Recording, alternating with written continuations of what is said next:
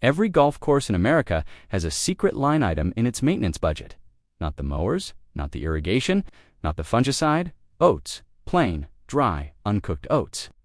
Scattered across greens and fairways at $2 per 1,000 square feet. The courses that switched saw thicker turf, fewer weeds, and a 60% reduction in synthetic fertilizer use. They published it in superintendent trade journals. Not in anything a homeowner would ever read. Not because the information is classified, because the lawn care industry generates $130 billion per year, selling you the expensive version of what a $2 bag of breakfast cereal does better. Subscribe and hit the bell. Every share helps preserve what they tried to erase. Before 1945, every lawn in America was maintained without synthetic fertilizer. Every single one. The White House lawn, the estates of the Vanderbilts, the village greens of New England, the parks of Manhattan. All of them grown, maintained, and kept green, using nothing but compost, manure, lime, and thyme. For 300 years of American history, grass grew without a factory producing its food. Then the war ended, and the chemical industry needed new customers. During World War II, the United States manufactured synthetic nitrogen at an industrial scale. Ammonium nitrate, the same compound used in explosives. The Haber-Bosch process, developed in Germany in 1909 by a chemist named Fritz Haber, made it possible to pull nitrogen from the atmosphere and fix it into a solid form. Haber won the Nobel Prize for it in 1918, but during World War I, he also supervised the first chlorine gas attack on the Western Front at Ypres, Belgium, in 1915. His wife, Clara Emerwar, also a chemist, killed herself in protest. Haber did not stop. He developed mustard gas. He developed phosgene. The man who learned to feed the world also learned to gas it. The process fed the war machine. Bombs, munitions, millions of tons of nitrogen manufactured every year. In 1945, the bombs stopped. The factories did not. The chemical industry had capacity. It had product, it had infrastructure, it needed a market. And 50 million American lawns, freshly planted around the newly built suburbs of Levittown and its imitators, were the perfect customers. Synthetic nitrogen fertilizer hit the consumer market in the late 1940s. Scotts launched its first home lawn care products. The advertising was simple. Green lawns require feeding. Feeding requires this bag. Buy it 4 times a year. The message worked. Within a decade, the American lawn went from a self-sustaining patch of grass to a chemical-dependent monoculture that required quarterly intervention to survive. Nobody asked what the chemicals were doing to the soil. Nobody needed to. The grass was green. The bags were selling. The industry was born. 75 years later, the average American household spends between $500 and $1,000 per year maintaining a lawn, fertilizer, herbicide, pesticide, fungicide, grub control, weed and feed, pre-emergent, post-emergent, each product sold separately, each one creating the need for the next. But here's what the bag never told you. Synthetic nitrogen fertilizer is a salt. Ammonium sulfate, ammonium nitrate, urea, all salts. When you spread them on your lawn, they dissolve in water and deliver nitrogen directly to the grass blade. The grass absorbs it fast, turns green fast, grows fast, looks incredible for 6 weeks. Then it fades because the nitrogen is gone. Used up, nothing left in the soil. The grass cannot access nutrients on its own anymore because the organisms that used to deliver those nutrients are dead. This is the part the industry does not explain. Healthy soil contains 3 billion microorganisms per teaspoon. Bacteria, fungi, protozoa, a living network that breaks down organic matter, converts minerals into plant-available forms, builds soil structure, retains moisture, and suppresses disease. This network evolved over millions of years. It is the reason plants grow on Earth at all. Synthetic salt fertilizer destroys it. Application by application, season by season. The salts alter soil pH. A 2015 study published in Environmental Research Letters confirms that synthetic nitrogen addition causes soil acidification across virtually every ecosystem studied. The salts kill bacteria that cannot tolerate the concentration. They collapse fungal networks that are sensitive to chemical disruption. A 2021 study published in Nature Communications finds that nitrogen and phosphorus fertilization consistently favors pathogenic fungi over mutualistic fungi. The beneficial organisms are outcompeted. They destroy the aggregated soil structure that holds air and water in balance. Study in soil biology and biochemistry confirms that decreasing soil microbial diversity is directly associated with decreasing microbial biomass under synthetic nitrogen addition. After 5 years of quarterly synthetic applications, the microbial population in a typical suburban lawn drops by 60 to 85%. The grass is green, the soil is dead, and the lawn cannot survive without the next bag. That is not a flaw in the product. That is the product working exactly as designed. Dead soil creates a permanent customer. Living soil does not. Now, here is what oats do. A raw oat is a seed. Inside that seed is starch, complex carbohydrates, carbon chains that soil microorganisms consume the way you consume bread. When you scatter dry oats across your lawn and water them in, the starch begins to break down on contact with moisture. Within hours, the bacteria in the top inch of soil detect the carbon source and begin feeding. Within days, their populations explode, doubling, tripling. The fungi follow. Mycorrhizal networks begin extending through the root zone, connecting grass plants to each other and to mineral deposits in the soil that roots alone cannot reach. This is called a microbial bloom. It is the single most powerful event that can occur in degraded soil, and it is triggered by starch. Not nitrogen, not phosphorus, not potassium. Carbon, the one nutrient that synthetic fertilizer does not contain, the one nutrient that soil biology actually runs on. The oats do not feed the grass. The oats feed the organisms that feed the grass. The difference is everything. When soil biology is active, bacteria convert atmospheric nitrogen into plant-available ammonium for free. Fungi dissolve rock-bound phosphorus and deliver it directly to root tips through hyphal networks that can extend 100 times farther than roots alone. Studies published in New Phytologists confirm that mycorrhizal fungi can supply up to 100% of a plant's phosphorus requirement for free. Protozoa consume bacteria and excrete nitrogen in the exact form and concentration that grass roots absorb most efficiently. For free, the entire NPK complex that the fertilizer industry manufactures in factories and sells in bags is produced continuously in living soil by organisms that ask for one thing in return: carbon, $2 of oats, scattered once in October. The golf course industry figured this out decades ago. Superintendent trade journals began publishing articles on biological soil management in the mid-1990s. Progressive courses started reducing synthetic inputs and replacing them with carbon-based amendments: cornmeal, molasses, soybean meal, and oats. The results were documented in publications from the Golf Course Superintendents Association of America. Cordova Bay Golf Course in Victoria, British Columbia, builds compost on-site 3,000 cubic yards per year.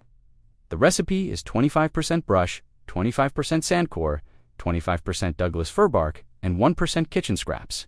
Cost is $4 per cubic yard. The superintendent brews compost tea in a 300-gallon tank, 48-hour brew cycle. The tea contains kelp, humic acid, fish, fertilizer, and oatmeal. He sprays it across 15 acres of fairway every 2 to 3 weeks. Results: 20% less water consumption, 71 bird species on the property, Audubon Cooperative Sanctuary certification. Castle Pines Golf Club in Colorado switched to an 80% organic fertility program. ProGrow compost at $20 per cubic yard. 500 to 600 cubic yards per year, top-dressed in spring and fall. Compost tea brewed in a 500-gallon system. Deeper roots, reduced water usage, lower pesticide applications. Blackburn Meadows Golf Course in British Columbia has used no synthetic chemicals for over 10 years. Natural fertilizers, beneficial microbes, parasitic nematodes, compost tea, and bokashi fermentation. The course supports over 50 bird species and 30% native vegetation. These are not experimental farms. They are luxury golf courses. They charge hundreds of dollars per round. They cannot afford a single brown patch on a green. Their grass must be perfect, and they use oats. Greens that received biological amendments showed measurable improvements in root depth within 1 season. Fairways showed reduced thatch accumulation as microbial activity accelerated decomposition. Disease pressure dropped because healthy fungal communities outcompete pathogenic species. Water requirements decreased because improved soil structure held moisture longer between irrigation cycles. Fertilizer budgets dropped by 40 to 60% in the first year. Course after course published the same findings. The biology works. The turf performs better. The chemical dependency ends. But the information stayed inside the industry. Superintendent journals are not sold at newsstands. Conference proceedings are not posted on social media. The knowledge circulated among professionals who manage 100-acre facilities and never reached the homeowner managing a quarter-acre lot next door. That homeowner is still buying Scott's 4 times a year, still spending $500, still killing the soil that could feed the grass for free. The science is not ambiguous.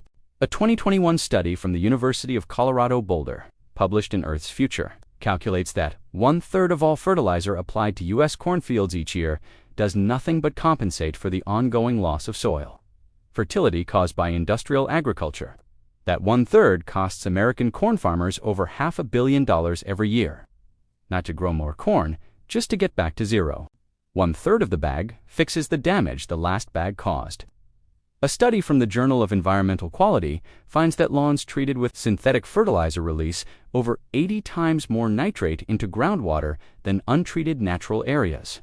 80 times that nitrate feeds algal blooms. Algal blooms create dead zones. The dead zone in the Gulf of Mexico stretches across thousands of square miles of ocean, where nothing lives. Globally, the planet has lost 133 billion tons of soil carbon since the dawn of agriculture. 8% of total global soil carbon stocks gone. Each 1% increase in soil organic matter allows soil to hold 20,000 additional gallons of water per acre. According to the Natural Resources Defense Council, the average suburban lawn sits between 0.5 and 2% organic matter. The ideal range is 3 to 5%. That gap is not a mystery. It is a receipt, and the receipt has a name on it. Scott's Miracle-Gro, founded in 1868, estimated 50% share of the U.S. consumer lawn care market, 65 to 70% of branded lawn fertilizer, annual revenue exceeding $3.9 billion, 90% brand awareness among American homeowners. Home Depot, Lowe's, and Walmart account for over 60% of their sales. A 2-to-1 shelf space advantage over nearest competitors at every major retailer. They also hold the exclusive consumer distribution rights for Roundup, Bayer's glyphosate herbicide, the same chemical the Soil Association has linked to decreased microbial biodiversity in soil. That is not a product, that is a belief system, and the belief is simple. Your lawn needs chemicals. Without chemicals, your lawn dies. Buy a bag every 6 weeks. Here is what you do instead. Go to any grocery store, buy a canister of plain, dry, unflavored oats, old-fashioned or quick, either works. The brand does not matter. The cost will be between $1 and $3. Wait for a day when rain is forecast within 24 hours. Or plan to water afterward. Moisture is necessary for the starch to break down and contact the soil surface. Scatter the oats across your lawn by hand or with a broadcast spreader set to the lowest setting. 2 to 3 pounds per 1,000 square feet. A light, even covering. You should still see grass through the oats. This is not a thick layer. It is a dusting. Water lightly if rain is not expected. 15 minutes with a sprinkler. The oats need moisture to begin decomposing. They do not need to be buried. They do not need to be raked. Soil contact through moisture is sufficient. Within 48 to 72 hours, the oats will soften and decompose. Bacteria will colonize the starch. Fungal hyphae will spread outward from the decomposing flakes into the surrounding soil. Within 2 weeks, the microbial population in the top 3 inches of your lawn will increase measurably. Within 4 to 6 weeks, you will see changes. Thicker growth at the crown. Deeper green from improved nutrient cycling. Reduced weed pressure as healthy turf outcompetes invaders for light and space. Apply once in early fall. October is ideal. Cool soil temperatures favor fungal growth over bacterial growth, and fungi are the primary drivers of long-term soil structure improvement. A second application in early spring is optional. Most lawns respond to a single fall application with visible improvement lasting 6 to 12 months. One more step, stop removing your grass clippings. Leave them on the lawn every time you mow. Clippings contain approximately 4% nitrogen, 2% potassium, and 1% phosphorus. That is a free, balanced, slow-release fertilizer that the organisms in your soil will recycle within days. Twice a year, spring and fall, spread a quarter-inch layer of finished compost across the lawn. Not potting soil, not topsoil. Ignish, dark, crumbly, earthy-smelling material that has completed its decomposition cycle. This is the long-term maintenance program that replaces every bag on the shelf at Home Depot. One application of oats per year. $2. No mixing, no measuring. No protective equipment, no warning labels, no environmental runoff risk, no dead zones downstream. Expect a brief adjustment period in the first month. The grass may look slightly less vivid green. That electric green is not health, it is a nitrogen flush, the plant equivalent of a sugar high. Real turf health is steady, dense, and deep-rooted. Within one full season, the root system will deepen. The lawn will need less water. It will recover from heat stress faster. It will resist fungal disease without fungicide.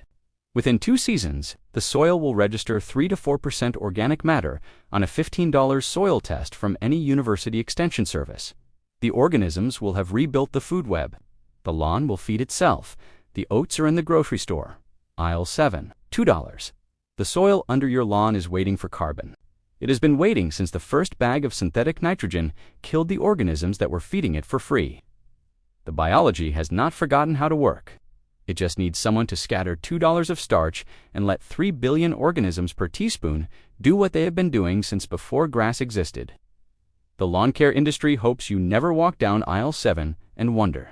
If this story opens something for you, subscribe to and hit the bell. Every like and every share preserves what they tried to erase. The next story opens soon.